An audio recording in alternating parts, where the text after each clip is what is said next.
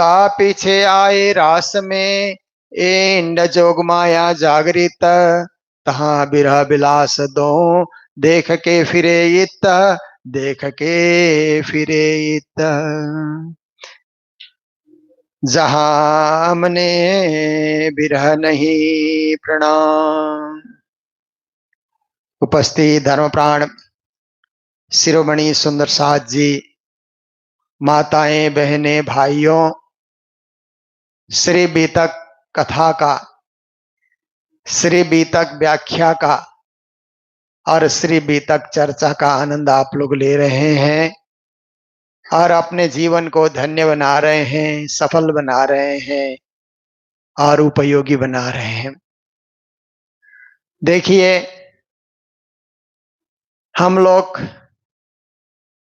परम धाम से ब्रज, ब्रज से रास, रास से जागनी में आए। ये हमारी यात्रा है, खेल की यात्रा, संसार में अवतरण की यात्रा। जैसे आप देखिए, बचपन से जवानी, जवानी से प्रौढ़ अवस्था, प्रौढ़ अवस्था से वृद्ध अवस्था, फिर जहां से आए वहां की यात्रा।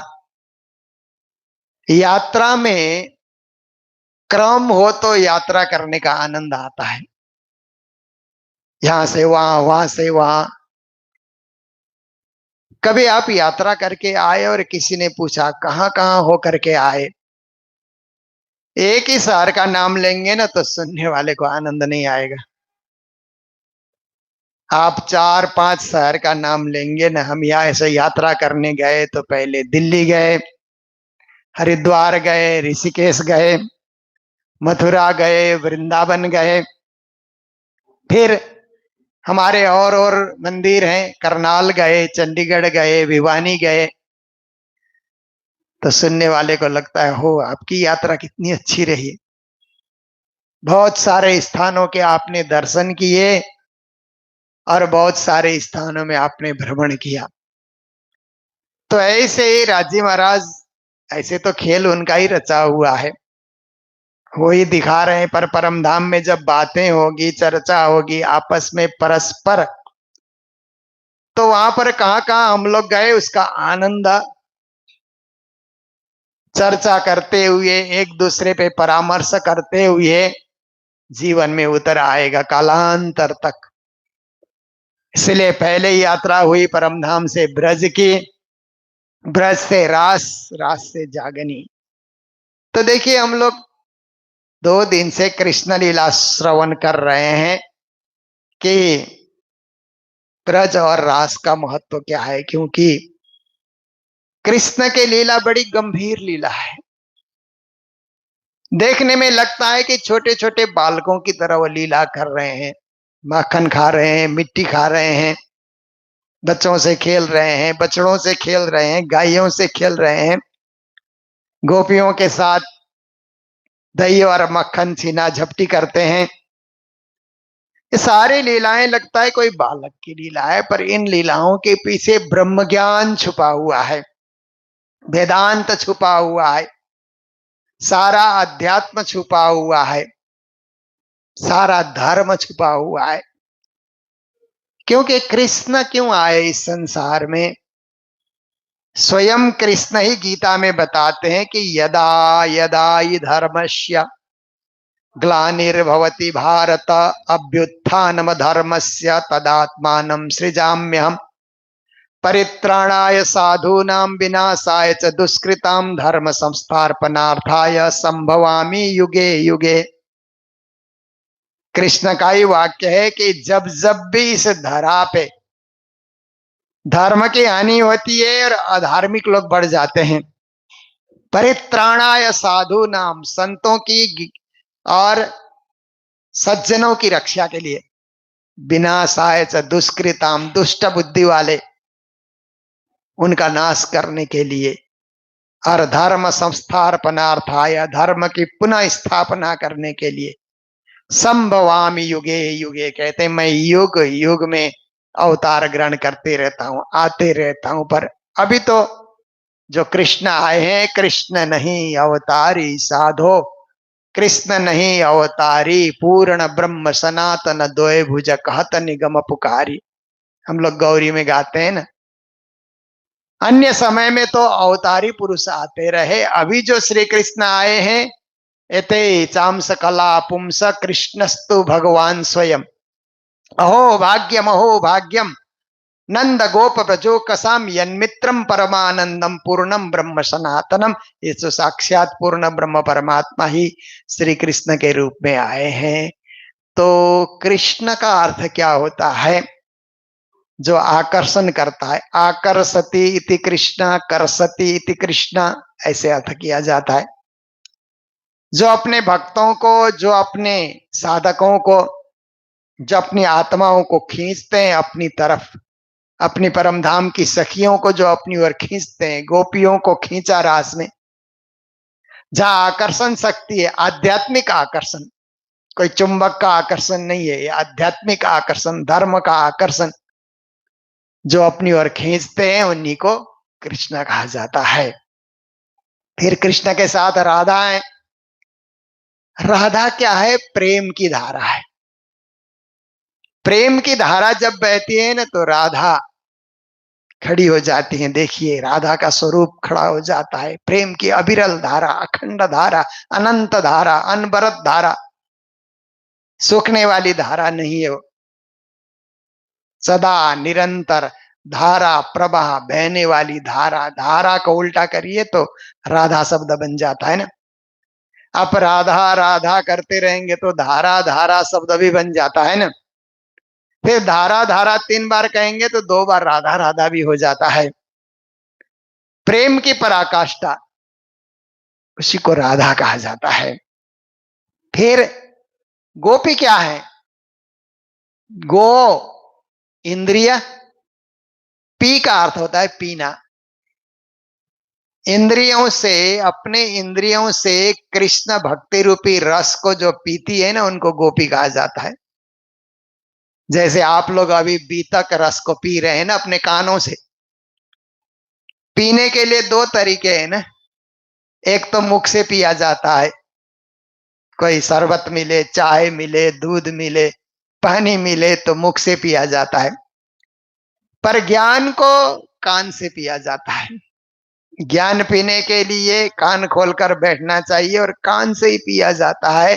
तो ब्रज की गोपियां क्या करती हैं कि अपने कान रूपी इंद्रिय से कृष्ण भक्ति रूपी रस का पान करते रहती है, सुनते रहते हैं। कृष्ण की लीलाएं, कृष्ण की कथाएं सुनते रहती है।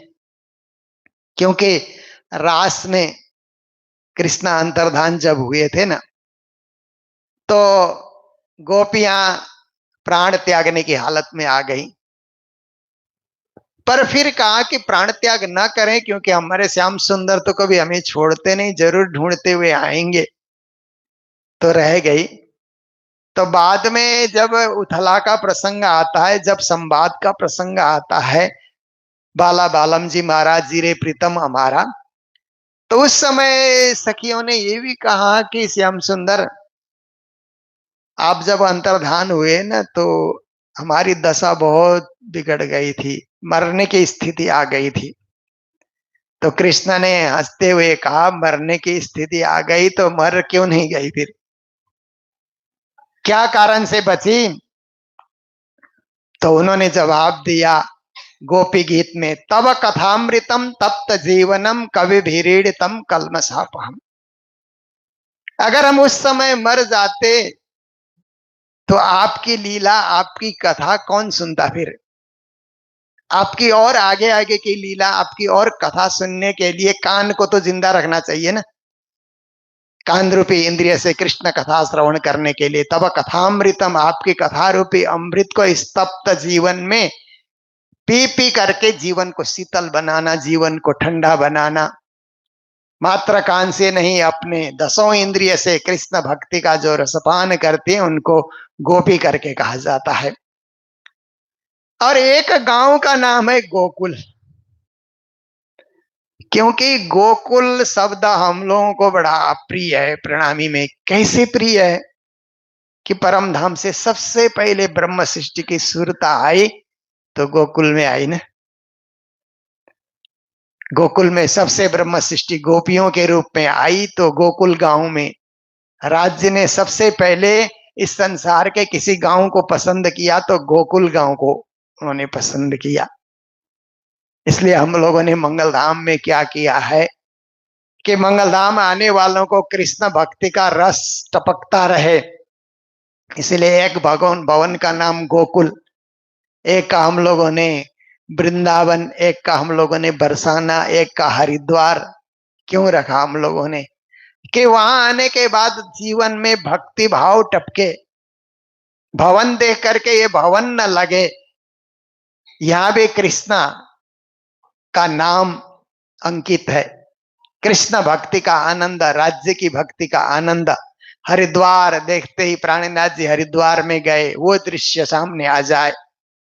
तो ये सब क्या है कि गोकुल का अर्थ होता है, गोकुल इंद्रियों का समूह होता है, पर इंद्रिय को एकत्रित करके कृष्ण की ओर इंद्रियों को प्रवृत्त कर देना, इंद्रियों को दिशा देना कृष्ण की ओर, ऐसे जो भक्त जहां रहते हैं उसी को गोकुल गांव कहा जाता है। तो कृष्ण के पास आप देखिए एक तृणावर्त करके असुर आया ना, कृष्ण को उड़ा करके आकाश में लेके गया। तृणावर्त क्या है? मन की तृष्णा है। तृष्णा को, ये अतृप्त तृष्णा को तृणावर्त करके कहा जाता है। तो अतृप्त तृष्णा भी कृष्ण भक्ति से जब जुड़ती है तो वो भी तृप्त हो जाती है। फिर कृष्ण के सामने तो वहां काकासुर करके भी आया, धूर्तता है वो काकासुर, काक धूर्त को कहा जाता है। कृष्ण ने उसका अंत कर दिया, धूर्तता का अंत कर दिया। एक बकासुर करके आया असुर, ग्वालों और कृष्ण को निगलना चाहा। बकासुर क्या है कि हमारे अंदर बक बक करने वाली बुद्धि है ना, कुछ बोलते रहती है ना, लोग चुप नहीं रहते हैं ना, बक बक करते रहते हैं, वो बकासुर है। कृष्ण की संगति से बकासुर का भी अंत हो जाता है। हम फालतू बातें नहीं करेंगे, करेंगे तो कृष्ण की बातें करेंगे। फिर उसके बाद कृष्ण के पास एक अघासुर करके भी असुर आया, उसका भी वध हुआ। अघ महापाप को कहते हैं। तो पाप से भी महापाप हमारे जीवन में हुआ या किसी के जीवन में हुआ, जब कृष्ण मंदिर में आते हैं, कृष्ण चरणों में आते हैं, कृष्ण भक्ति में आते हैं, सब पापों का, अघ पाप का भी अंत हो जाता है। हम निष्पाप और पवित्र बन जाते हैं।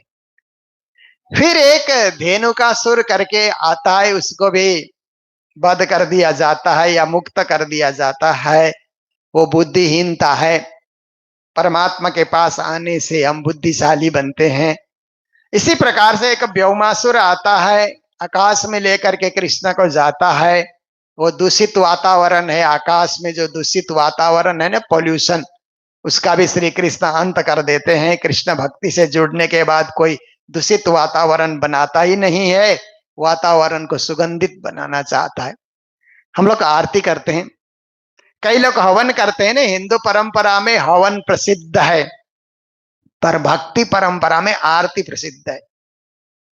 हवन की सुगंधी और आरती की सुगंधी एक ही होती है। वहां भी घी की सुगंधी आती है, यहाँ भी घी की सुगंधी आती है, वातावरण स्वच्छ हो जाता है, पवित्र हो जाता है। अगरबत्ती की सुगंधी से भी वो हवन की सुगंधी आती है, वातावरण पवित्र हो जाता है।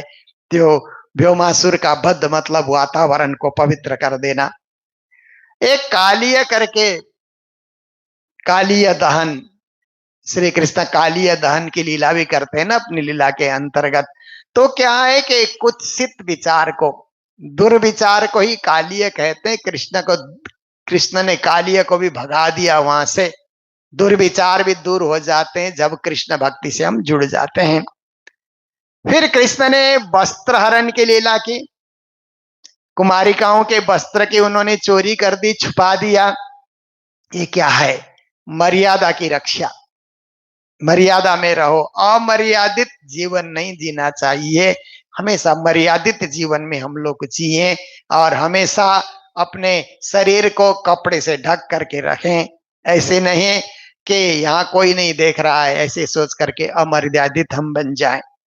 फिर उसके बाद श्री कृष्ण ने शंख शंख चूड़ करके, जो रास के बाद गोपियों का हरण करने आया था, जो श्री दामा सखा था वहां, उसको भी श्री कृष्ण वध कर देते हैं। ये काम वासना का अंत करना है।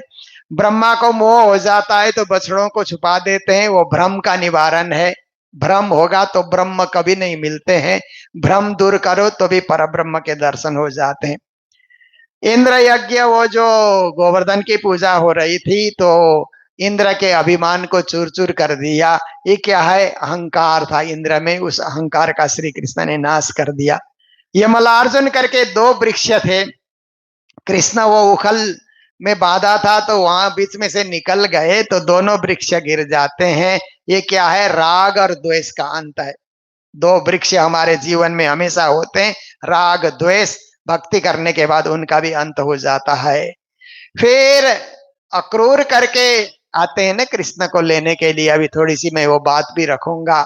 अक्रूर क्या है कि जो क्रूर नहीं है उसको अक्रूर कहा जाता है, पर स्वार्थ परायण व्यक्ति को भी अक्रूर कहा जाता है। वो स्वार्थी भी थे कहीं ना कहीं, पर बाद में उनका स्वार्थ परमार्थ में बदल गया जब कृष्ण ने जल में उनको दर्शन दिखाए। कुबेला पेड़ हाथी का वध किया, वो पाखंड का अंत कर देना है। कुब्जा को सुंदर रूप देते हैं श्री कृष्ण। कुब्जा क्या है कि तन कुरूप है, मन शुद्ध है। तो श्री कृष्ण मन को भी, तन को भी सुंदर बना देते हैं, मन को भी सुंदर बनाते हैं। जब हम भक्ति में लगते हैं, तन मन धन से हम सुंदर हो जाते हैं। दुर्योधन को श्री कृष्ण ने युद्ध के लिए ललकारा। दुर्योधन क्या है? दुष्ट वृत्ति, दुष्ट बुद्धि को दुर्योधन कहा जाता है। अर्जुन को गीता का ज्ञान दिया। अर्जुन क्या है? सफेद को अर्जुन कहा जाता है। तो हृदय स्वच्छ होगा तो कृष्ण का उपदेश हम धारण कर सकते हैं, इसलिए स्वच्छ हृदय बना करके हम मंदिर में आए, ये अर्जुन का भाव है। धृतराष्ट्र को श्री कृष्ण ने सबक दिया, जो अपने पुत्रों के प्रेम में पागल बना हुआ था। धृतराष्ट्र है अंधापन, अंधानुकरण। कभी भी जीवन में अंधापन और अंधानुकरण नहीं आना चाहिए। और इस प्रकार से श्री कृष्ण लीला अर्थपूर्ण है। जहां भी कृष्ण के लीला हुई है, माखन चोरी है तो दिल की चोरी है, रास है तो जीवन में भक्ति का रस भरने का कार्य है। कोई भी लीला श्री कृष्ण ने की है, उसके पीछे गंभीर ज्ञान छुपा हुआ है। लीला साधारण लगती है परंतु अध्यात्म बहुत ही विशिष्ट रूप से उसमें छुपा हुआ रहता है। ऐसे साक्षात श्री कृष्ण की रासलीला हम लोगों ने सुनी, और रास के बाद श्री कृष्ण ने कहा कि अब क्या इच्छा है? तो सखियों ने कहा, जहां हमने विरह नहीं, चालो ते घर जाइए। हे राजी, विरह हम सहन नहीं कर सकते, ऐसे घर लिए चलिए कि विरह ना हो। तो थोड़ी देर परम धाम जगाया। कहो इच्छा पूरी हुई? नहीं हुई। जन्म मरण हमने देखा ही नहीं, आवागमन नहीं देखा, हमने संसार में जाकर के बहुत कुछ नहीं देखा।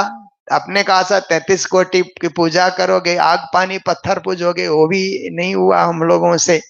इसलिए आपने कुछ खेल अभी बाकी रखा है, वो भी दिखाइए। तो जिन हाँ मले जागो घर रहा, अब ठीक है, तुम लोगों की ऐसी इच्छा है तो खेल दिखाया जाएगा। पर इसी बीच में फिर के जीवों का रास का आनंद देने के लिए वेद ऋचाओं से उन्होंने रासलीला की। उसी रात्रि को, जिस रात्रि में गोपियां घर छोड़ करके निकली थी, अब इसमें कहा जाता है कि गोपियां रास में जाने के बाद पहले वाला ब्रह्मांड प्रलय हो गया। पर मेरा अनुभव कहता है कि पहले वाले ब्रह्मांड को स्टॉप वॉच की तरह रोक दिया गया। आजकल तो स्टॉप वॉच आप जानते हैं ना, घड़ी चल रही है तो उसको रोक दिया जाता है, जहां से रोको फिर स्टार्ट करो तो वहीं से घड़ी चलती है। श्री कृष्ण ने इस ब्रह्मांड को यथावत रोक दिया, और जब रास करके लौटते हैं तो फिर इस ब्रह्मांड में आज जो निधिवन है वृंदावन है, वहां पर रासलीला हुई। उसके दर्शन के लिए शिव जी भी दर्शन करने के लिए आए, एक आसुरी करके मुनि थे, वो भी दर्शन करने के लिए आते हैं, और भी देवी देवताओं को ऊपर से रास दर्शन करने का मौका मिल जाता है। रास होने के बाद ब्रह्म सृष्टि की सुरता तो परम धाम गई, वेद ऋचाओं की सुरता को लेकर के वही गोपी जो पहले से गोपियां थी, घर घर लौट करके आती हैं तो घर वालों ने कुछ कहा नहीं, क्योंकि कुछ तो शरीर भी त्याग करके गई थी ना, शरीर में चेतना आ गई तो सबको खुशी हो गई, हो ये अच्छा हुआ, इनको कुछ ना कहा जाए। तो श्री कृष्ण ने, अब जो श्री कृष्ण है ये गौलोकीय श्री कृष्ण है, 7 दिन गोकुल में रहे, 4 दिन मथुरा के कहे, 7 दिन में उन्होंने गोकुल की लीला की, और इसके बाद फिर 4 दिन मथुरा की लीला वो करते हैं। तो क्या होता है कि कंस को पता लगा कि जो आकाशवाणी में वो जो अष्ट भुजा देवी बोल करके गई कि तेरे को मारने वाला तो गोकुल पहुंच चुका है, हो न हो नंद घर में जो कृष्ण है ना, वही मेरा काल है, उसी के वही मेरे को वध कर सकता है। इसीलिए वो अब तो बड़ा बड़ा होता जा रहा है, जैसे जैसे बड़ा होगा तो शक्तिशाली बन जाएगा, फिर मेरा कोई जोर नहीं चलेगा, अभी तो बालक ही है।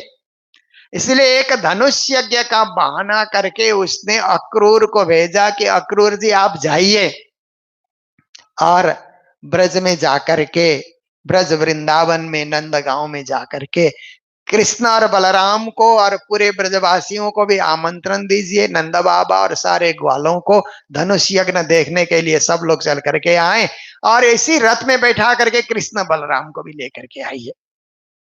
तो अक्रूर जी अंदर से जानते हैं कि ये छली है, मेरे को भेज रहा है, पर बाद में ब्रजवासी मुझे यही कहेंगे कि ये अक्रूर क्यों आया, इसलिए मन ही मन उनको अच्छा भी नहीं लग रहा है।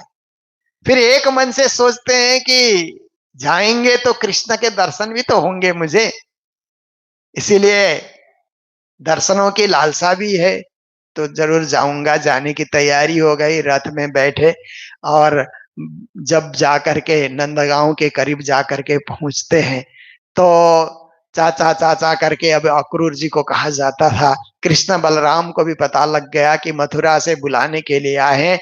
कृष्ण ने 11 वर्ष 52 दिन तक अपने पांव में जूते नहीं डाले। उनका नियम था कि ब्रज की भूमि इतनी पावन है, कैसे भूमि में जूता लगा करके क्यों घूमे, यहाँ के तो कण कण को पवित्र करना चाहिए। भक्तजन कालांतर आकर के ब्रज की धूल को मस्तक से लगाएंगे, इसलिए हर धूल के कण को पवित्र करने के लिए मुझे खाली पांव चलना चाहिए। तो ग्वालों के साथ चलते थे खाली पांव। तो गाय के जो बछड़े थे, छोटे छोटे बछड़े, कृष्ण के आगे आगे चलते थे तो मिट्टी को इतना मुलायम बना करके चल देते थे कि कृष्ण के पांव में कांटे कभी गड़े ही नहीं। 11 वर्ष 52 दिन तक कृष्ण के पांव में कांटे गड़े हो ऐसा कभी कुछ उल्लेख आता ही नहीं है। सब भूमि को नरम बना करके चलते थे कि इसमें हमारे श्याम सुंदर चल करके आएंगे। तो इस प्रकार से श्री कृष्ण ने पांव में जूते नहीं धारण किए। उन्होंने कहा कि मैं केस भी नहीं काटूंगा 11 वर्ष और 52 दिन तक, इसीलिए बाल घुंगर वाले हैं, नैन जो मत वाले हैं, सोई मेरा श्याम। एक भजन गाते ना, हम लोगों ने बचपन में सुना था, घुंघराले उनके बाल बड़े सुंदर बाल, उसको उन्होंने सजाए रखा। फिर कृष्ण का तीसरा नियम था कि ये 11 वर्ष 52 दिन तक ब्रज की भूमि को छोड़ करके जमुना पार करके मथुरा के तरफ हम नहीं जाएंगे, और जिस दिन जाएंगे ना फिर लौट कर आएंगे भी नहीं। ये भी श्री कृष्ण का नियम था। और बंसी वादन के अतिरिक्त कोई हथियार धारण भी नहीं करेंगे। किसी असुर के वध के लिए कृष्ण ने कोई हथियार धारण नहीं किया, वो तो बंसी को साथ लेकर के चलते थे। ऐसे श्री कृष्ण की लीला थी। अक्रूर जी बुलाने आए तो कृष्ण को भी बड़ा उत्साह हुआ मन में, बलराम जी भी दोनों तैयारी करने लगे, पर मैया यशोदा को अच्छा नहीं लगा और राधा जी को तो बिल्कुल ही अच्छा नहीं लगा। ब्रज की गोपियों को भी अच्छा नहीं लगा कि मथुरा से बुलाने आए हैं, इसका मतलब कोई ना कोई संकट आने वाला है, कोई ना कोई विपत्ति आने वाली है। अक्रूर क्यों आया, उसको तो क्रूर कह देना चाहिए कि हमारे श्याम सुंदर को छीन करके ले जा रहा है, वो अक्रूर कहां से हो सकता है। नंद घर में सब इकट्ठे हो जाते हैं, हम जाने नहीं देंगे हमारे श्याम सुंदर को। तो कृष्ण कहते हैं ऐसी जिद क्यों करते हो, हम 4 दिन में लौट करके आ जाएंगे। वहां मथुरा का दृश्य देखेंगे, सब घूम घाम करके 4 दिन में पहुंच जाएंगे। तो दूसरे दिन भी जब चलने की तैयारी होती है तो मैया यशोदा 4 दिन के लिए भोजन बना करके देखती है कि तुम 4 दिन हमारे हाथ का ही भोजन करोगे। शहर के लोग कैसा भोजन बनाते हैं, शुद्धता से बनाएंगे, अशुद्ध भोजन बनाएंगे, कुछ भी हो सकता है, तुमको रुचिकर हो न हो, इसीलिए 4 दिन तक तुम मैया के हाथ का ही भोजन करते रहोगे। देखिए ये प्रेम की, प्रीत की रीत कहा जाता है ना इसको, प्रीत की रीत निभाना। तो ऐसे करके फिर अक्रूर रथ में बिठा करके ले चलते हैं। तो कहा जाता है कि गोपियों ने घेर लिया, हम नहीं जाने देंगे। फिर भी कृष्ण ने उनको समझाया। राधा जी तो रास्ते में लेट गई, फिर भी कृष्ण ने उनको समझाया। और यमुना में जाकर के कृष्ण बलराम ने कहा हम स्नान करेंगे, क्योंकि अब तक हमने यमुना को पार नहीं किया है। अब मथुरा जा रहे हैं तो एक बार जल स्नान कर लेते हैं। यमुना भी देवी है, गोलोक धाम से पधारी हुई है, उनको भी श्री कृष्ण ने कृष्ण का स्पर्श करने का उनको भी मौका दिया। पर जब जल स्नान करने लगे कृष्ण बलराम, तो अक्रूर जी ने भी थोड़ा हाथ पांव धो लिया। पानी के अंदर जाते हैं तो रथ में बैठे हुए कृष्ण पानी में दिखलाई देते हैं, पानी से बाहर निकलते हैं तो जल में भी थल में भी सर्वत्र कृष्ण दिखलाई देते हैं। अक्रूर जी को लगता है ये कोई साधारण बालक नहीं है, ये अवतारी पुरुष हैं, महान है, ऐसा उनको अनुभव हो जाता है। फिर जाकर के नंद बाबा इत्यादि फिर पीछे पीछे चल करके आए, बैलगाड़ी में सारा सामान लेकर के ग्वाले भी चले आते हैं। और मथुरा में कंस ने एक ठहरने के लिए स्थान की व्यवस्था कर रखी थी, वहां पर सब लोग ठहर गए, ब्रजवासी लोग ठहर गए। अक्रूर कहते हैं मैं कंस महाराज को खबर करता हूं कि आप सारे ब्रजवासी कृष्ण बलराम मथुरा पहुंच चुके हैं, फिर कल से धनुष यज्ञ शुरू हो जाएगा। तो कृष्ण बलराम वहां पर नंद बाबा से कहते हैं कि बाबा हमारे जो ग्वाले हैं शहर घूमने के लिए उत्सुक हो रहे हैं, इसलिए आप आदेश करें तो मैं ग्वालों को लेकर के मथुरा शहर हम सब घूम करके आएंगे। तो नंद बाबा ने एक बार तो मना किया, तुम लोग छोटे छोटे बच्चे जाओगे, कहीं कुछ शरारत करोगे, शहर के लोगों को अच्छा नहीं लगेगा। पर कृष्ण ने कहा कुछ नहीं होगा, आप शांति से रहिए, निश्चिंत रहिए, हम लोग घूम करके शहर देख करके आ जाएंगे। कृष्ण के साथ ग्वाले चले, बलराम चले। तो जब निकल पड़े तो कहा जाता है कि रास्ते में एक धोबी कपड़ा लेकर के आ रहा था।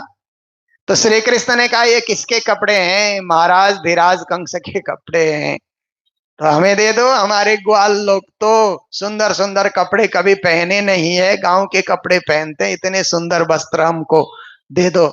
ऐसा करके कृष्ण ने उससे कपड़े भी मांग लेते हैं। फिर आप देखिए कि इस विषय में भी बहुत कुछ कथाकार लोग आगे पीछे कहते हैं, परंतु मेरे को विस्तार नहीं करना है। फूल वाले से फूल ले लेते हैं और फिर कुब्जा से चंदन ले लेते हैं। कुब्जा भी कंस के लिए चंदन घिस करके जाती थी, उसको भी श्री कृष्ण ने स्वीकार करके उसके ठोड़ी में हाथ दे करके उसको सुंदरी बना दिया। ये सब करते हुए जहां धनुष रखा गया था वहां जाकर के पहुंचे और देखते देखते कृष्ण ने धनुष उठाया तो 2 टुकड़े में उसको विभाजित कर दिया। वहां जितने भी रक्षा के लिए सैनिक नियुक्त थे वो ये तो थोड़ा थोड़ा इसने लौट करके आ गए। नंद बाबा कहते हैं कोई शरारत तो नहीं की तुम लोगों ने, बदमाशी तो नहीं की? नहीं कुछ हुआ, एक पुराना सा धनुष रखा हुआ था टूटा हुआ जैसा, छूते ही टूट गया, बस इतना ही हुआ है, बाकी कुछ नहीं हुआ है। कंस को भय तो हो गया कि शिव जी का इतना बड़ा धनुष वो भी तोड़ दिया, शक्तिशाली तो होगा। खैर दूसरे दिन मल्ल युद्ध के बहाने दरबार में बुलाया चाणूर, मुष्टिक, सल, तोसल नाम के कंस के बड़े वो मल्ल युद्ध करने वाले, आजकल वो रेसलिंग कहते हैं ना, इस तरह के युद्ध करने वाले मस्त खाए पिए हुए वो लोग थे। तो उनके साथ युद्ध करने के लिए और दरवाजे पे वो कुबेलाय पीड़ 10,000 हाथी का बल रखने वाला बड़ा भयंकर हाथी वहां पर तैनात कर दिया गया। श्री कृष्ण ने उस कोबेलापीड़ हाथी को भी सूंड में पकड़ करके घुमा करके उसका भी अंत कर दिया। और अंदर जाकर के उस मल्ल युद्ध की जहां पर दंगल का जो मैदान तैयार था, वहां पर कृष्ण और बलराम ने चाणूर, मुष्टिक, सल, तोसल का भी वध कर दिया। फिर उसके बाद सिंहासन में बैठा हुआ कंस जब चिल्लाने लगा कि कृष्ण को पकड़ो, कृष्ण को मारो, ये तो सब कुछ ऐसे कर रहा है, कृष्ण खुद ही उसके सिंहासन में चढ़े, उसके केस को पकड़ करके जमीन में पछाड़ दिया। तो वहीं पर कंस का अंत हो जाता है। कंस का अंत का अर्थ होता है पाप का अंत हो जाना, अत्याचार का अंत हो जाना और आतंकवाद का अंत हो जाना। उसके बाद सबसे पहले जाकर के वसुदेव देवकी को जेल से मुक्त किया, जो कंस ने उनके माता पिता को बंधन में रखा था। देवकी वसुदेव भी कृष्ण को देख करके प्रसन्न चित्त हो जाते हैं। और फिर कंस के बिना मथुरा का राज्य सुनसान हो जाएगा बोल के दादाजी अपने नाना जी फिर उग्रसेन को ही उन्होंने फिर राज तिलक करके फिर से वहां पर राज सिंहासन पे बैठाया। कृष्ण राजा नहीं बने, पर संपूर्ण शासन व्यवस्था कृष्ण स्वयं देखते थे, कृष्ण के हिसाब से ही सब कुछ चलता था। पर राजा के रूप में हमेशा उग्रसेन को रखा, मात्र मथुरा में नहीं, द्वारिका में भी उग्रसेन को ही राजा बना करके रखा था।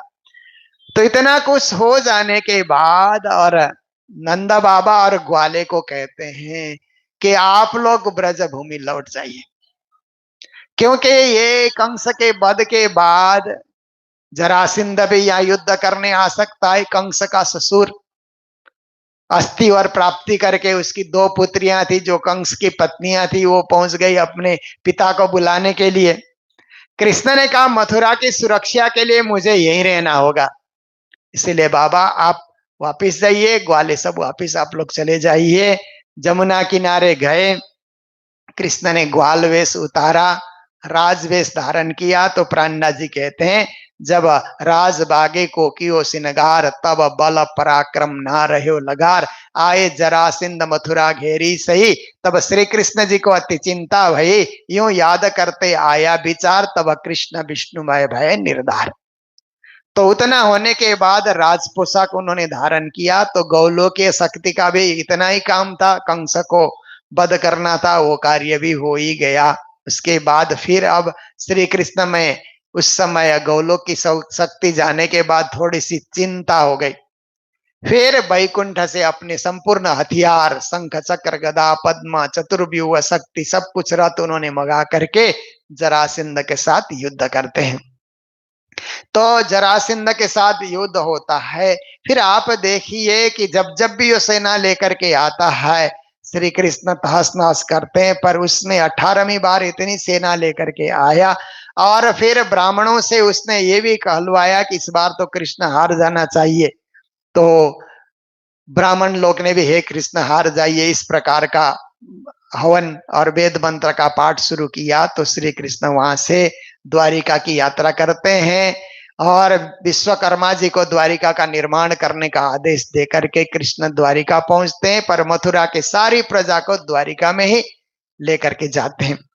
फिर द्वारिका में श्री कृष्ण राज करते हैं। तो मथुरा द्वारिका लीला कर जाए पहुंचे विष्णु वैकुंठ गहरा। उसी बीच में वसुदेव के मन में आया द्वारिका जाने के पूर्व कि मैंने तो श्री कृष्ण का व्रतबंध यज्ञोपवीत संस्कार ये भी कुछ मैंने किया नहीं है, तो मेरा पिता होने के नाते धर्म बनता है कि कृष्ण का यज्ञोपवीत व्रतबंध संस्कार कर दिया जाए, फिर भिक्षाटन के लिए जाएं, विद्या अध्ययन के लिए जाएं। तो 64 दिन तक श्री कृष्ण अवंतिकापुरी उज्जैन में जाकर के सांदीपनी ऋषि के आश्रम में 64 कलाएं 64 विद्याएं सीखते हैं। कृष्ण को कुछ सीखना नहीं था, परंतु एक गुरुकुल की महिमा बढ़ाने के लिए, गुरु की महिमा कायम रखने के लिए 64 दिन तक विद्यालय में अनेक विद्याओं का अध्ययन भी कर लेते हैं। फिर जब द्वारिका चले जाते हैं, द्वारिका जाने के बाद द्वारिका में सुंदर राज्य की स्थापना हो जाती है। वसुदेव देवकी सारा मथुरा का जो वैभव है, ऐश्वर्य है, द्वारिका में पहुंचा देते हैं।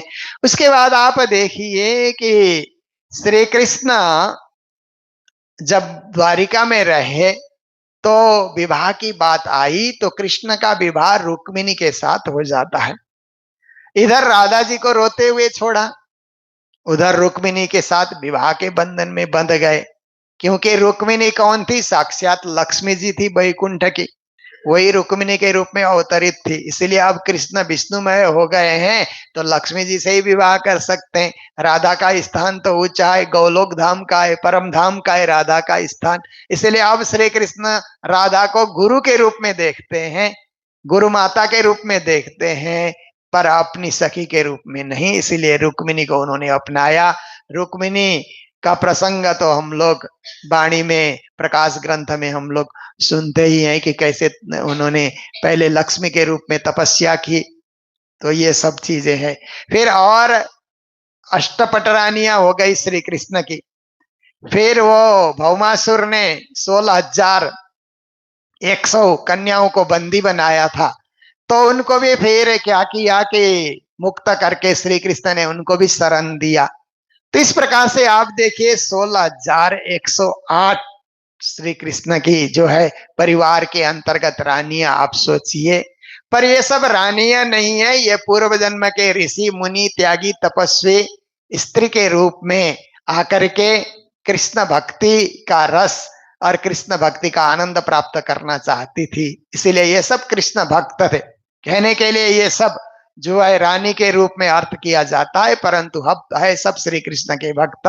तो ऐसी श्री कृष्ण की दिव्य लीला है, पावन लीला है, पुण्य लीला है। तो आप देखिए कि उसके बाद और थोड़ा सा कृष्ण के त्रिधा लीला में मैं कुछ कहना चाहूंगा कि कृष्ण तो बंसी बजाने वाले। बाद में महाभारत का युद्ध जब हुआ तो महाभारत के युद्ध में कृष्ण ने शंख फूंकना प्रारंभ किया। तो बंसी बजाने वाले कृष्ण शंख क्यों बजाते हैं? राधा के साथ खेलने और लीला करने वाले श्री कृष्ण रुक्मिणी के साथ क्यों विवाह के बंधन में बंधते हैं?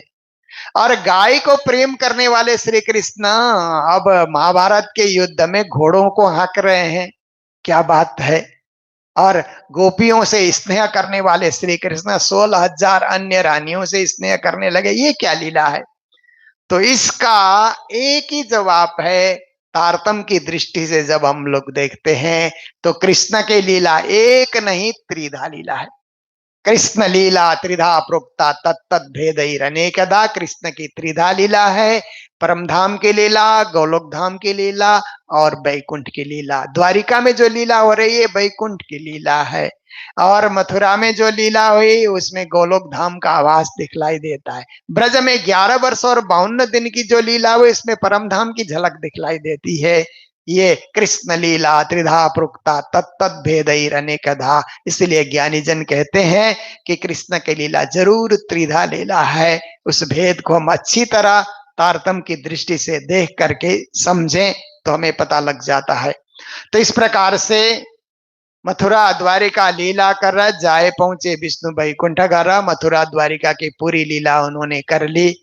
और बाद में श्री कृष्ण प्रवास पाटन क्षेत्र में फिर उस जो उनको जो बाण चलाने वाला आता है उसके बाण चलाने पे श्री कृष्ण के पांव में आकर के बाण लगती है। ये तो एक बहाना था कि रामचंद्र भगवान ने बलि को छुप करके बाण मारा था। उसी का जो उसके मन में बदला लेने की भावना थी वो भी श्री कृष्ण ने उसकी भावना को पूरी कर दी और उसे कहा कि तुम्हें कोई इसका अपराध नहीं लगेगा, तुमने अपने पूर्व जन्म की इच्छा पूरी कर ली, इसलिए तुम्हें भी मोक्ष दिया जाएगा, परम पद दिया जाएगा। अंत में श्री कृष्ण बैकुंठ धाम को लौट जाते हैं। तो ये कृष्ण की लीला है। तो 125 साल तक श्री कृष्ण इस दुनिया में रहे। आज से 5250 साल पहले श्री कृष्ण का आविर्भाव हुआ। 125 साल तक रहे, 11 वर्ष 52 दिन ब्रजभूमि में रहे। उसके बाद आकर के 14 वर्ष मथुरा में रहे और उसके बाद 100 साल तक द्वारिका में रहे। कुल मिलाकर 125 साल की श्री कृष्ण की लीला होती है। तो देखिए श्री कृष्ण के जाने के बाद फिर इस धरती पे क्या क्या हुआ। तो बहुत सारे अवतारी पुरुष आए ना, भगवान महावीर आए, जैन धर्म की स्थापना हुई। भगवान बुद्ध आए तो बौद्ध धर्म की स्थापना हुई। उसके बाद शंकराचार्य आए तो हिंदू धर्म को और पुनर्स्थापना उन्होंने की। जो ह्रास होता जा रहा था उसको पुनः शंकराचार्य ने स्थापित किया। और विदेशों के भूमि में आप देखते हैं तो ईसा आए तो उन्होंने वहां के लोगों को धर्म जागृति की। मोहम्मद आए तो उन्होंने अरब के लोगों को जागृत किया। ये सब अवतारी हैं। अवतारी पुरुषों ने विश्व में आकर के अपने अपने स्थान में धर्म की स्थापना, संस्कृति की स्थापना, सभ्य लोगों को सृजित करना और असभ्य लोगों को सभ्यता का पाठ पढ़ाना, ये सब कार्य, सुंदर कार्य करते गए। फिर आचार्य परंपरा चली। शंकराचार्य के बाद रामानुजाचार्य, निम्बार्काचार्य और वल्लभाचार्य इत्यादि, मध्वाचार्य इत्यादि आचार्य हुए। उसके बाद संतों की परंपरा चली तो गुरु नानक हो गए, और इधर आकर के दादू दयाल हो गए, तुलसीदास, मीराबाई आदि आदि अनेक संत आए जिन्होंने राम भक्ति, कृष्ण भक्ति की धारा को विश्व प्रसिद्ध बनाया। ये सब भी संत पुरुष, महापुरुष, अवतारी पुरुष, ये क्या है, हुकुम के स्वरूप के रूप में ही माना जाता है। तो लालदास जी अपने बीतक में कतेब ग्रंथ के 6 दिन की बात की भी चर्चा करते हैं। पहले दिन ब्रज, दूसरे दिन रास, तीसरे दिन हुकुम के स्वरूप का आना और चौथे दिन सदगुरु का आना, 5वें दिन महामती प्राणनाथ जी का, 6ठे दिन पद्मावतीपुरी धाम का, 7वें दिन उसी परम धाम में लौटने की, ये सब बातें भी बताते हैं। तो इस प्रकार से ये लीला होती रही। अब हम लोग प्रवेश करते हैं हमारे श्री कृष्ण प्रणामी धर्म निजानंद संप्रदाय के आद्य आचार्य श्री देवचंद्र जी महाराज का आविर्भाव कैसे हुआ। ये हमारी अपनी बीतक, आगे अपनी बीतक का सो लीजो चित्त धारा, कहा ना बीतक में कि अपनी बीतक को आप लोग चित्त में धारण करके ले लीजिए। तो क्या हुआ कि रास होने के बाद सखियों की सुरता परम धाम गई, पर राज्य ने फिर से सुरता को संसार में भेजा। तो इस बीच में तो कितने साल बीत गए, 4796 वर्ष बीत गए। क्योंकि संसार का समय जल्दी बीतता है, परम धाम का समय तो क्षण भर भी नहीं होता, पल भर भी नहीं होता है। वहां तो सब कुछ स्थिर है। तो इतने समय बीत गए थे। तो भारत देश में 600 राजा राज किया करते थे। तो उस समय उमरकोट करके एक गांव था, जो मारवाड़ देश का ही एक कस्बा था।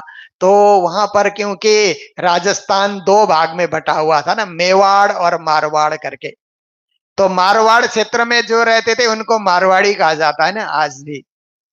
और मेवाड़ में रहते थे वो मेवाड़ी, मारवाड़ी ऐसे करके। ये उस समय राजस्थान 2 हिस्सों में बटा हुआ था। तो मारवाड़ क्षेत्र का ही एक कस्बा था, उसको उमरकोट कहा जाता था। आजकल भारत विभाजन के बाद वो पाकिस्तान का हिस्सा बन गया है। पहले जोधपुर के राजा वहां पर राज करते थे, और उमरकोट में भी रजौटे, राजा के नीचे जो राज करते उनको रजौटा कहा जाता था, वो वहां राज किया करते थे। तो वहां पर 2 धर्मात्मा पति पत्नी रहा करते थे। पति का नाम था मतु मेहता, पत्नी का नाम था कुंवर भाई। कायस्थ परिवार के थे। तो कायस्थ परिवार के विषय में भी एक इतिहास आता है, मैंने गुरुजी से सुना तालीम के दिनों में, कि ब्रह्मा जी जब सृष्टि करते थे तो उन्होंने क्या किया कि सृष्टि में एक ही तरह के लोगों की सृष्टि होगी तो विश्व नहीं चलेगा, इसलिए 4 जात की सृष्टि करनी पड़ेगी, ताकि अलग अलग विभाग का संचालन सब कर किया करें।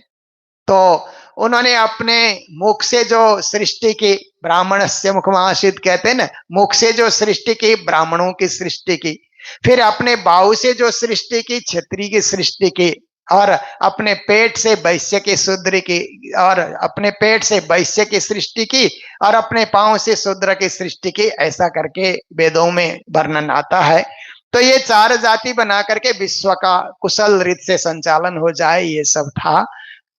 पर कायस्थ करके एक और जाति आती है, कायस्थ, उसकी सृष्टि कैसे हुई। 4 जात की सृष्टि तो हमने सुनी, पर कायस्थ के विषय में एक पौराणिक कथा आती है कि ब्रह्मा जी एक बार तपस्या में बैठे थे तो घोर तपस्या उनकी हो गई।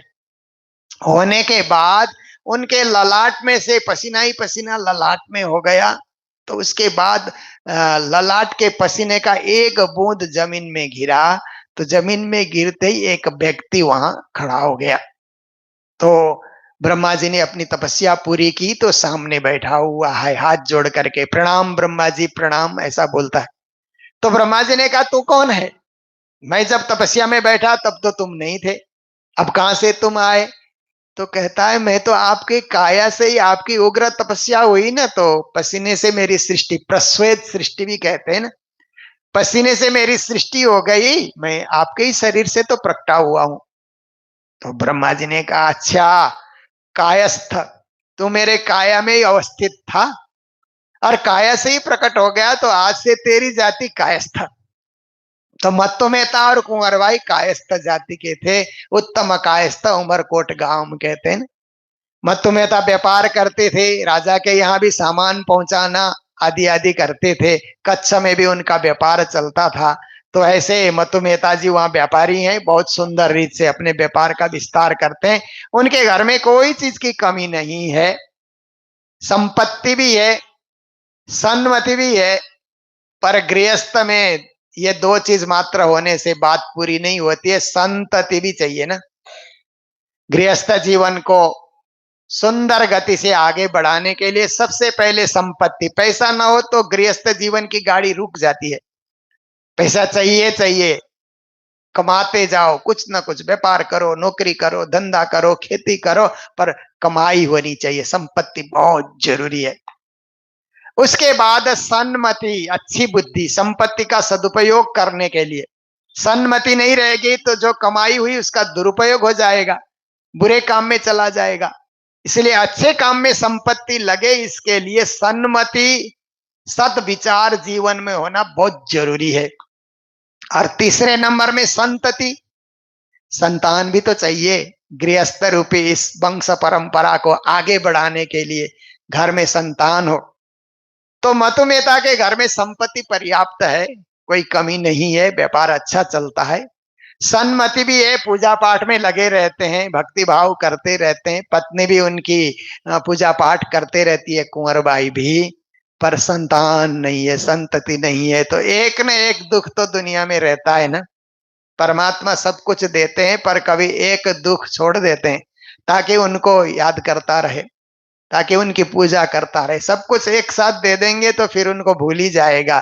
इसके लिए वो अपनी याद दिलाने के लिए एक न एक कमी छोड़ देते हैं और वो मांगने पर ही देते हैं। फिर एक कमी वो नहीं छोड़ते हैं तो अशांति जो आती है ना, शांति अपने पास छुपा करके रखते हैं फिर परमात्मा, और प्रार्थना के माध्यम से मांगने से ही वो देते हैं, नहीं तो नहीं देते। सब कुछ बांटने पर भी शांति को अपने आसन के नीचे दबा करके रखते हैं राजी महाराज पूर्ण ब्रह्म परमात्मा। जब हम प्रार्थना करके मांगते हैं, देखिए सभी लोग, वो मुस्लिम लोग नमाज पढ़ते हैं ना, वो भी प्रार्थना है, ईसाई लोग प्रेयर करते हैं, हम लोग प्रार्थना करते हैं, सिख लोग अरदास कहते हैं ना, वो भी प्रार्थना ही है। शांति परमात्मा मांगने से ही देते हैं, ऐसे नहीं देते हैं। तो इस प्रकार से मत्तु मेहता ने सोचा कि क्या बात है, संतान नहीं है, पूजा पाठ में खूब लगे, ब्राह्मणों को पूछा संतान प्राप्ति के लिए क्या करना चाहिए, गोविंद मंत्र का जाप करना चाहिए। तो ब्राह्मणों ने क्या कहा कि गोविंद मंत्र का आप जाप करिए, गोविंद की तरह आपके यहाँ संतान होगी। तो मंत्र था, मत्तु मेहता ने जपना शुरू किया, कुंवर बाई ने भी साथ साथ में, देवके सुत गोविंद वासुदेव जगतपते देहि में तनयम कृष्ण त्वामहम शरणम गता। ये मंत्र था कि हे देवकी के सुत गोविंदा, हे वासुदेव जगतपते, आप जैसा ही पुत्र हमें चाहिए, इसलिए आप पुत्र दीजिए, हम आपके शरणागत हैं। इस मंत्र का जाप भी करते जा रहे हैं। कुछ समय व्यतीत हुआ, विक्रम संवत 1637 आया। तो 1637 में क्या हुआ कि दोनों जने पूजा में बैठे थे, मस्त होकर के प्रेम से पूजा कर रहे थे। तो उस समय क्या होता है कि पहले तो कुंवर बाई को पूजा करने के बाद मत्तु मेहता अपने व्यापार में चले गए। कुंवर बाई बाहर निकल करके अपने केसों को संभाल रही थी धूप सेकते हुए। तो उसी समय उनको एक दीवा स्वप्न आया। ऐसा दीवा स्वप्न आया कि आकाश में से चंद्रमा उड़ करके आ रहे हैं, बिल्कुल नजदीक आए, एकदम नजदीक आए और कुंवर बाई की गोद में समा गए। कला कोटि धर गोद माता के, चंद्र आप चली आयो। तो चौंक गई, अरे ये तो स्वप्न जैसा है, स्वप्न भी नहीं साक्षात जैसा लगता है, पर दिन में धूप है और चंद्रमा दिखलाई दे रहे हैं, क्या बात है, ऐसा स्वप्न मुझे क्यों आया। कभी कभी लोग तो दीवा स्वप्न को झूठा भी कहते हैं, पर ये झूठा नहीं है, इसमें कोई ना कोई सत्य संकेत दिखलाई दे रहा है सत्य का। पति चल करके आए तो स्वप्न का फल ऐसा होता है कि अपने से बड़े को स्वप्न सुनाने से उसका फल मिलता है, अपने से छोटे को सुनाने से स्वप्न निष्फल जाता है। सारे स्वप्न फलदायी नहीं होते, पर कुछ कुछ स्वप्न भविष्य संकेत करते हैं। तो पति को कहा तो मत्तु मेहता भी कहने लगे कि ओह, इस स्वप्न का तो जरूर कोई अर्थ होना चाहिए, मैं ज्योतिषियों के पास जाता हूं। ज्योतिषी लोगों से मिले तो ज्योतिषी लोगों ने कहा किस समय देखा, किस घड़ी में देखा, किस पला में देखा, सब कुछ पूछा, उन्होंने बता दिया। तो ज्योतिषी लोगों ने थोड़ा सा चिंतन करके विचार करके उन्होंने अपने अनुभव से कहा कि मत्तु मेहता जी, ऐसा लगता है कि समय पाकर के कुंवर बाई के गर्भ से चंद्रमा जैसे ही सुंदर पुत्र रत्न जन्म लेंगे, ये स्वप्न का फल है। उनको बड़ा आनंद आया कि घर में संतान ही तो नहीं है, जब आप लोग भविष्यवाणी कर ही रहे हैं तो मैं पूरा विश्वास करता हूं। घर चले गए, कुंवर बाई को बताया। अब स्वप्न आगे किसी को नहीं बताना है, मन के मन में ही उन्होंने रखा और भक्ति में मन और पूजा में मन और पाठ में मन लगा हुआ है। दोनों प्रेम से पूजा करते हुए जब साल भर व्यतीत हो जाता है तो संवत 1638, अब हम लोग देवचंद्र जी महाराज के जन्म के करीब पहुंच रहे हैं। तो आप लोग जो नारियल लाए, मैं जयकारा लगाऊंगा तभी आप लोग नारियल बधारना और सदगुरु का जन्म उत्सव हम लोग मनाएंगे। संवत 1638 आसो सुदी 14 को, विक्रम संवत 1638 आया। असोज का महीना है, शुक्ल पक्ष और चतुर्दशी की तिथि चल रही है। तो क्या हुआ कि रोज की तरह पूजा में दोनों बैठे हुए हैं, बाल मुकुंद की पूजा किया करते हैं। तो पूजा में दोनों जने बैठे हुए हैं, प्रेम से भक्ति से पूजा कर रहे हैं। तो उसी समय क्या हुआ कि दोनों जने का ध्यान लग गया। हम लोग, आप लोग एकदम शांति से रहिए। दोनों जने का ध्यान लग गया, ऐसे ध्यान लगा कि मत्तु मेहता को ऐसा लगता है कि वो तो ब्रज वृंदावन में बरसाने में वृषभान है, पूर्व जन्म की याद आई। और कुंवर बाई को ऐसा लगता है कि मैं तो कीर्ति हूं। ध्यानावस्था में दोनों वहां पहुंच गए। तो दोनों के सामने छोटी सी राधिका पांव में घूंघर बांध करके छम छम छम छम ऐसे करते हुए चल करके आई और कहने लगी, हे पिताजी, हे माताजी, मैं आप दोनों के यहाँ फिर से आ रही हूं, पर इस बार मैं आऊंगी ना तो पुत्र के रूप में आऊंगी, पुत्री के रूप में नहीं, पुत्र के रूप में आऊंगी। क्योंकि रासलीला करते करते मेरे मन में कृष्ण अंतर्धान होने के बाद कृष्ण बनने की जो इच्छा जागी, वो पुरुष लीला करने की इच्छा जागी मेरे मन में। उस लीला को, उस इच्छा को पूर्ण करने के लिए आप दोनों के यहाँ पुत्र के रूप में मैं आ रही हूं, ऐसा राधा जी ने कहा और फट से अंतर्धान हो जाती है। अंतर्धान होने के बाद फिर क्या होता है, जन्मदिन श्री देवचंद आए प्रकटे मारवाड़मो, उसी समय कुंवरबाई के गर्भ से एक बालक का जन्म होता है और वही बालक सदगुरु धनी श्री देवचंद जी महाराज होते हैं। बोलो सदगुरु महाराज की जय। श्री देवचंद्र जी महाराज की जय। जय जय श्री देवचंद्र प्राणनाथ प्यारे। जय जय श्री देवचंद्र प्राणनाथ प्यारे। जय जय श्री देवचंद्र राज राज प्यारे। जय जय श्री देवचंद्र राज राज प्यारे। राज राज प्यारे मेरे धाम धनी प्यारे। राज राज प्यारे मेरे धाम धनी प्यारे। धाम धनी प्यारे मेरे पूर्ण ब्रह्म प्यारे। धाम धनी प्यारे मेरे पूर्ण ब्रह्म प्यारे। जय जय श्री देवचंद्र राज राज प्यारे। जय जय श्री देवचंद्र राज राज प्यारे। जय जय श्री देवचंद्र प्राणनाथ प्यारे। जय जय श्री देवचंद्र प्राणनाथ प्यारे। प्राणनाथ प्यारे मेरे धाम धनी प्यारे। प्राणनाथ प्यारे मेरे धाम धनी प्यारे। धाम धनी प्यारे मेरे पूर्ण ब्रह्म प्यारे। धाम धनी प्यारे मेरे पूर्णानंद प्यारे। पूर्ण ब्रह्म प्यारे मेरे राज राज प्यारे। पूर्ण ब्रह्म प्यारे मेरे राज राज प्यारे। जय जय श्री देवचंद्र राज राज प्यारे। जय जय श्री देवचंद्र राज राज प्यारे।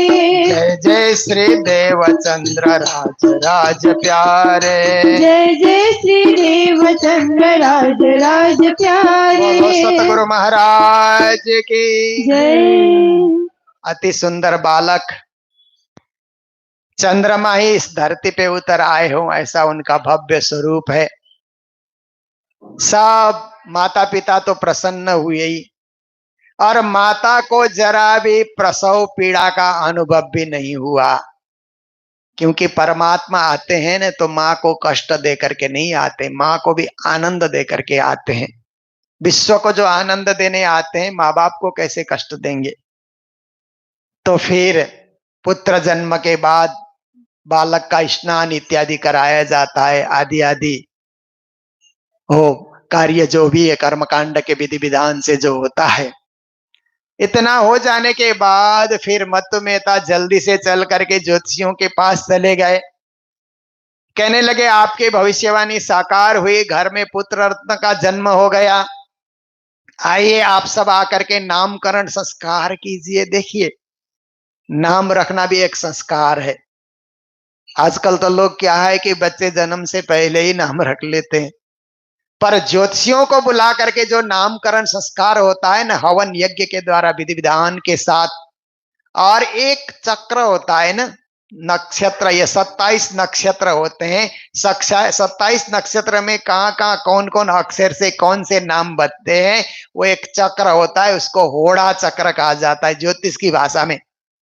वो होड़ा चक्र को मिला करके किस नक्षत्र में बालक का जन्म हुआ उस अक्षर से नाम रखा जाता है, तो उसकी राशि बनती है।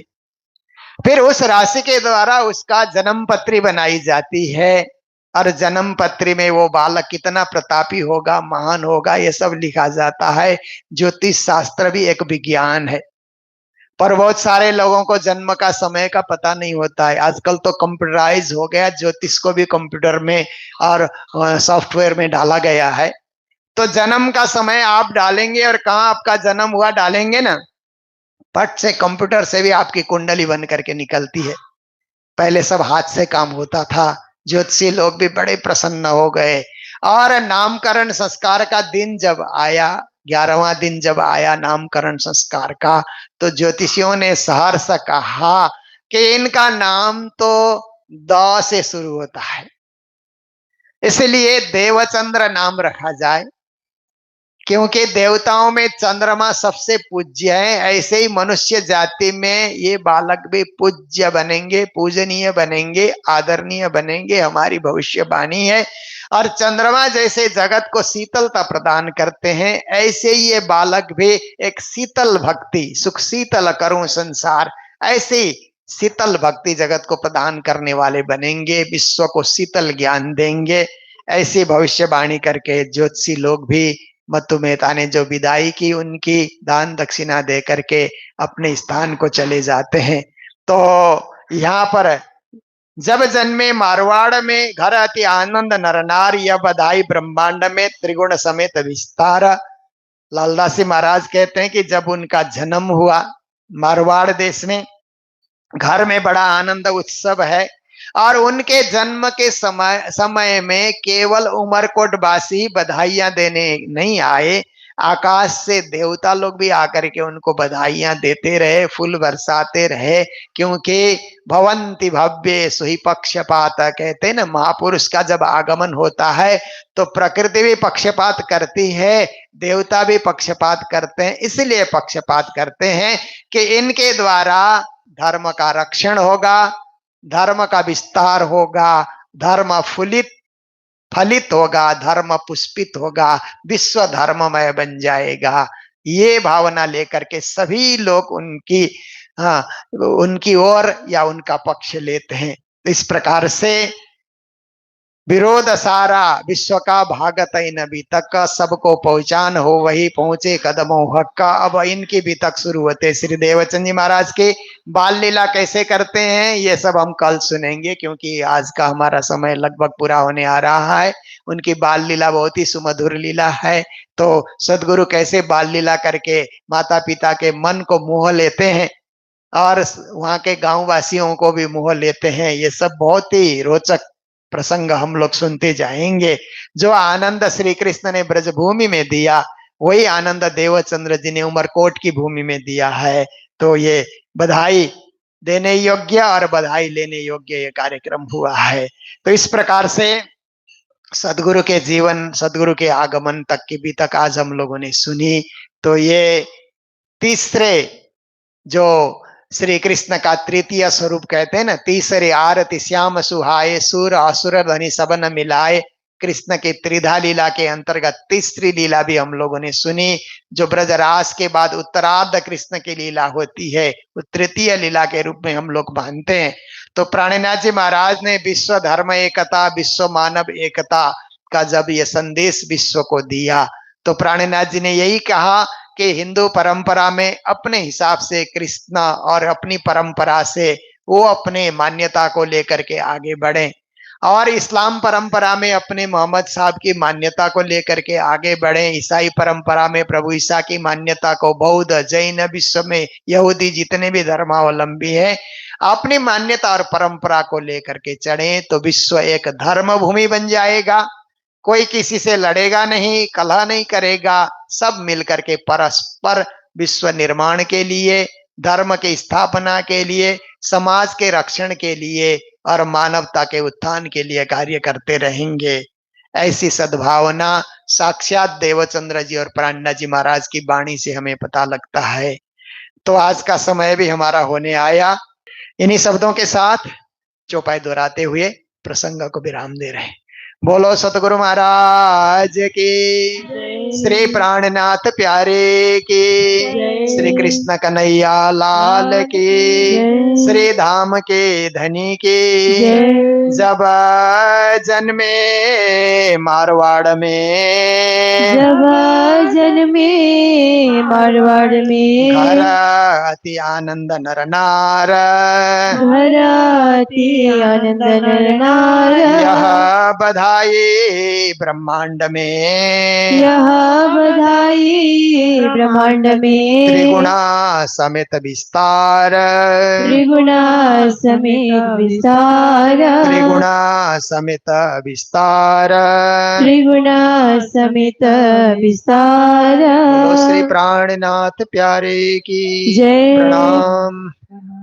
पिया तुम होते से कीजियो में अरज करो मेरे पियो जी, हम जैसी तुम जीना करो मेरा तलप तलप जाए जीव जी जीवरा तो जीवे नहीं क्यों मिटे दिल की प्यास जी तुम्हारे बिना में कि न सो कहूँ पिया तुम हो मेरे आस जी आस बिरानी तो करूं पिया जो कोई दूसरा हो जी सब विधा पिया जी समारता दीना रे न जात रोय जी जनमाने जो हम होते सो तुम देखत की ये जी जब तुम आप दिखाओगे तब देखे नैना भर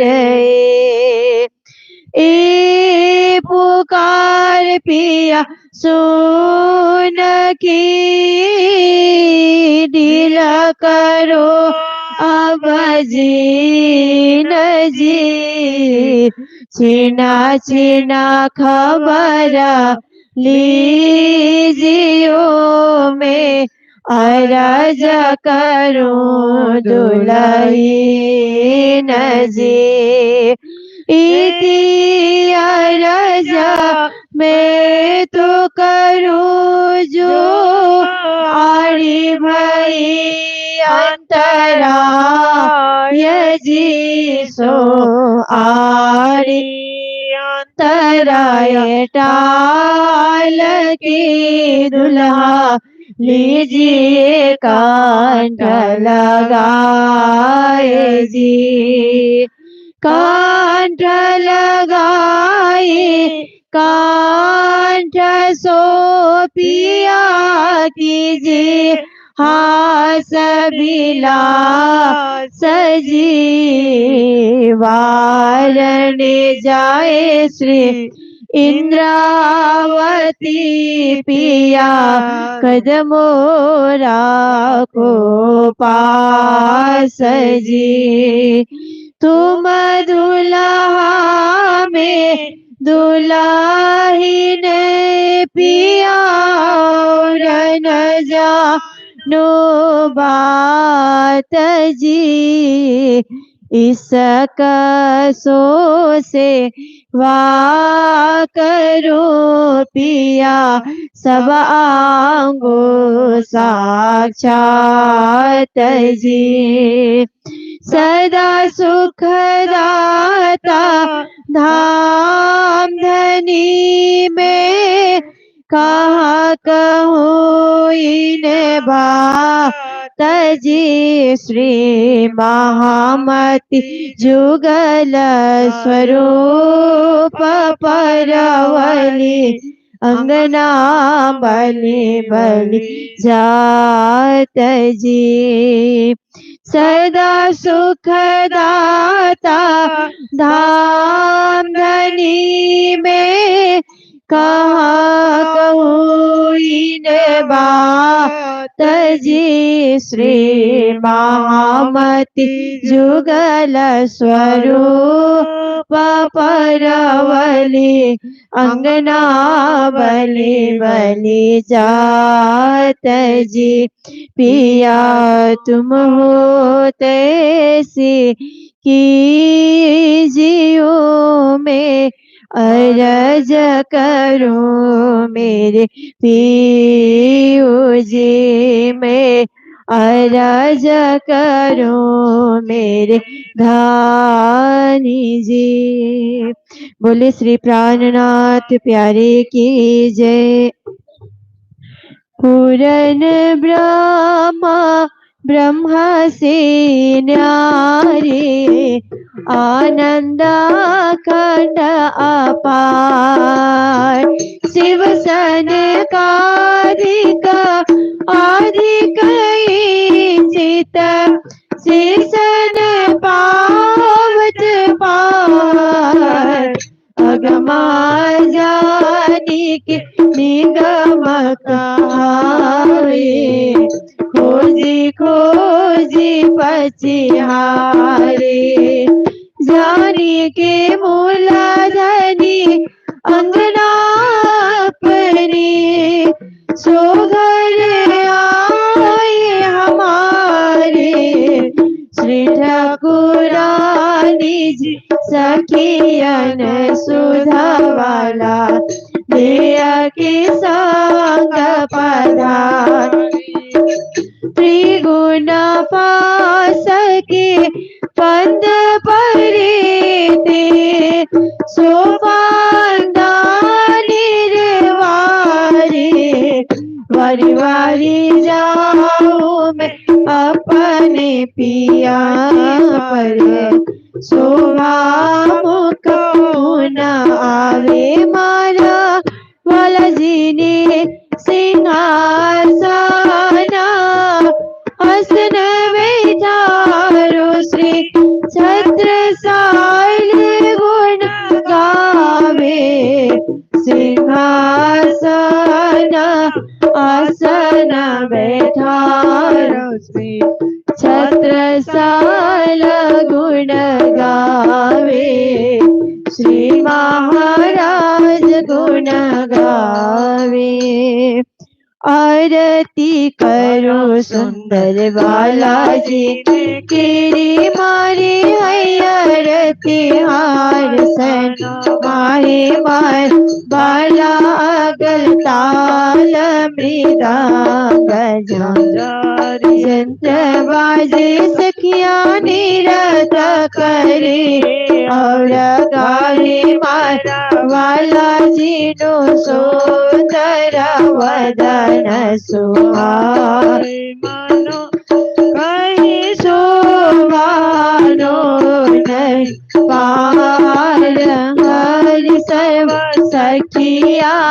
कहे अपने वाला जी ऊपर तन मन जीव करो बलिहारी सतगुरु सुंदर स्वरूप जुगल तुए ऊपर श्री मामती जाय बलिहारी सतगुरु सुंदर स्वरूप जुगल तुए ऊपर श्री मामती जाय बलिहारी सतगुरु श्री ज्याव जाय बलिहारी सतगुरु श्री प्राणनाथ कृपालु भजुम जनित ताप निवारण धरितारताम्य प्रकाश धरित अखिल विश्व उदाहरण श्री ब्रह्म ज्ञान निधान गुण निधि शुभ सुमंत्र प्रतारक निज भक्त हेतु प्रकाश करिब सुखद धर्म प्रचारक भजो पंचरूप समान्वित अति परम प्रेम सुभाजन धरि दिव्य रूप अलौकिक नित चरित नूतन राजन श्री पार ब्रह्म स्वरूप जग प्रगट तारण कारण जन प्रेम निवाहने पन हृदय निश्चल धारण भजु ईश्वरे सकृपायतन प्रभु श्री विजयाभिनन्दन श्री योगिराज मुनि ससवा कलि कलु समोहनि कानन ब्रजमाहि कृष्ण स्वरूप धरि शिशु सरिता प्रेम सुहावन करि रास हास विलास बहु विधि प्रियन के मन भावन सुनि आई जागति रास करि निज जन मोह विनाशन निज धाम धाम विलास सुखदय सकल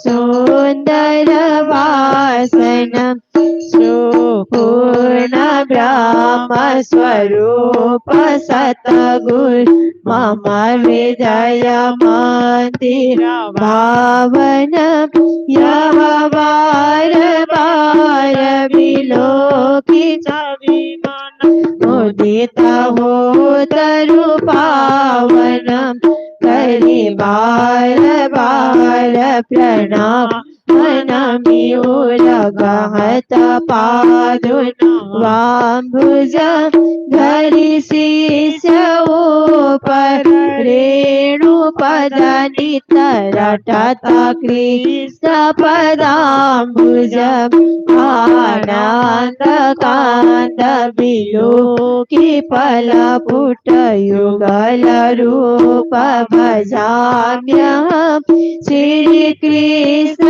चन्द्र समेत प्रियगण रवि सहस्र नमाम्यहम् आनंद कांद विलोकि फल पुट युगल रूप भजाम्यहम् श्री कृष्ण चन्द्र समेत प्रियगण रवि सहस्र नमाम्यहम्।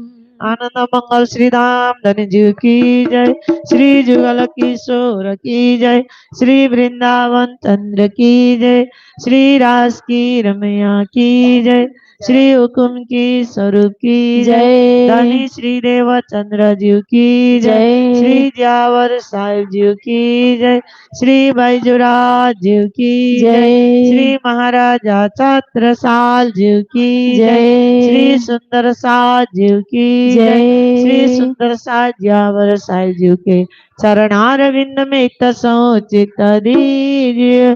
बोलो श्री प्राणनाथ प्यारे की जय। सुंदर साथ जी आप सभी अपनी अपनी जगह पर बैठ जाइए। श्री राज जी का बहुत घराने का टाइम हो रहा है। केसरा बाई के मोहला पधारे, केसर बाई के मोहला पधारे, चरण पखालो ले जारी हो बाला, चरण पखालो ले जारी हो बाला, नूर की चौकी डारी मंदिर में, नूर की चौकी डारी मंदिर में, तापर श्यामावर आए हो बाला, तापर श्यामावर आए हो बाला,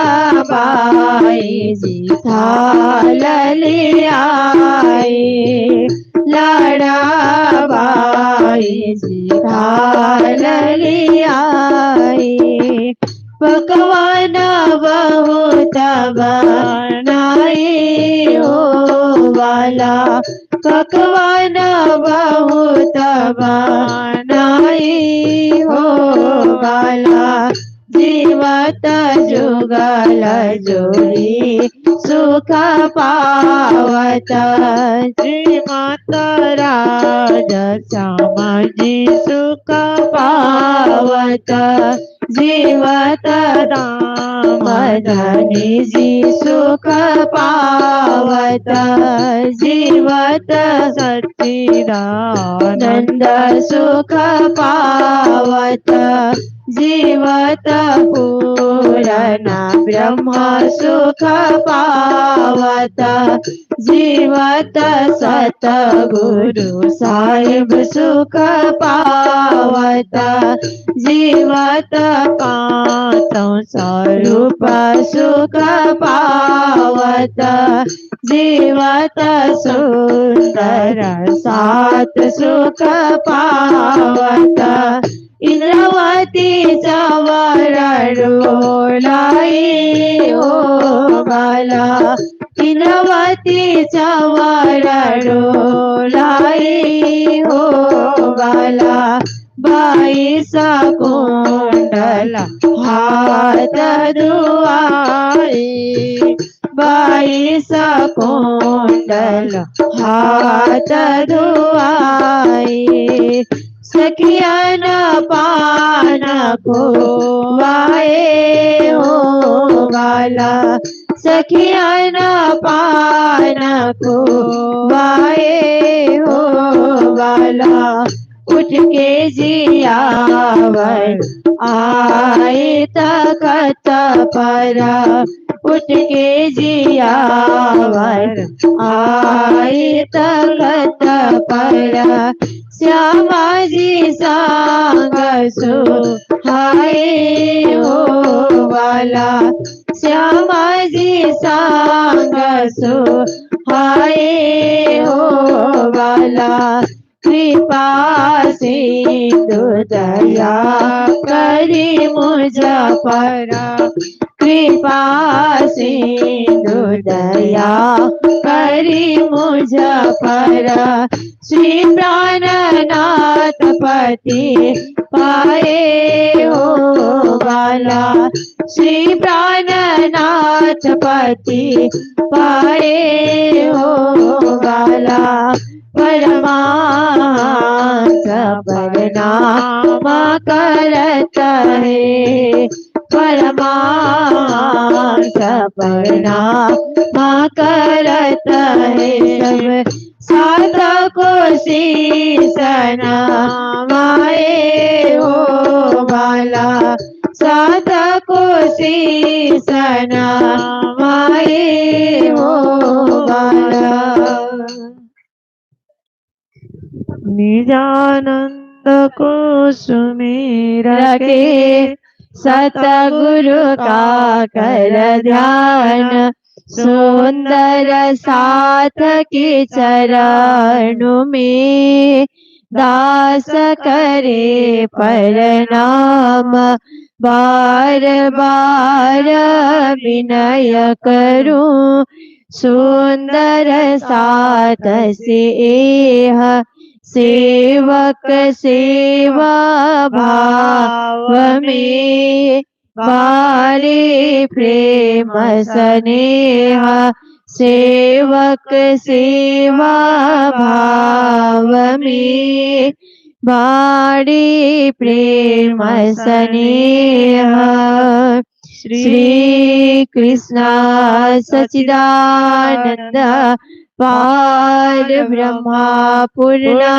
परमात्मा श्री कृष्ण सच्चिदानंद पार ब्रह्मा पूर्णा परमात्मा श्री कृष्ण सच्चिदानंद पार ब्रह्मा पूर्णा परमात्मा श्री कृष्ण सच्चिदानंद पार ब्रह्म पूर्णा परमात्मा श्री कृष्ण सच्चिदानंद पार ब्रह्म पूर्ण परमात्मा इसी नाम को भज भज के सदा सुख ले हो हे आत्मा इसी नाम को भज भज के सदा आनंद ले हो हे आत्मा।